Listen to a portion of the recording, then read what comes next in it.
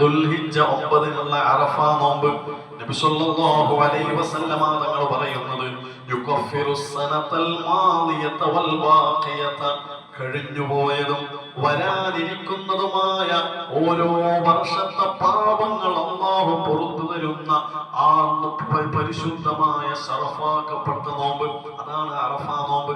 അറഫ നോമ്പ് ദുൽഹിജ്ജ 9-നാണ്. ദുൽഹിജ്ജ 9-നാണ് അറഫയുടെ നോമ്പ്.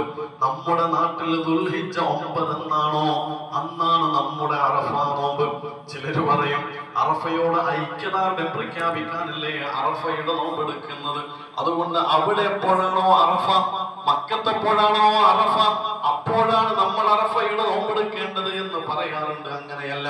ദുൽഹിജ്ജ 9 എന്നാണോ അന്നാണ് അറഫയുടെ നോമ്പ്.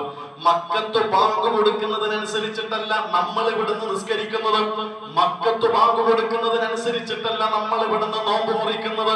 നമ്മുടെ ഇബാദത്ത് കർമ്മങ്ങളുടെ സമയം നിർണയിക്കപ്പെടുന്നത് നമ്മൾ താമസിക്കുന്ന നാട്ടിലെ സമയം എങ്ങനെയാണോ അതിനനുസരിച്ചിട്ടാണ്.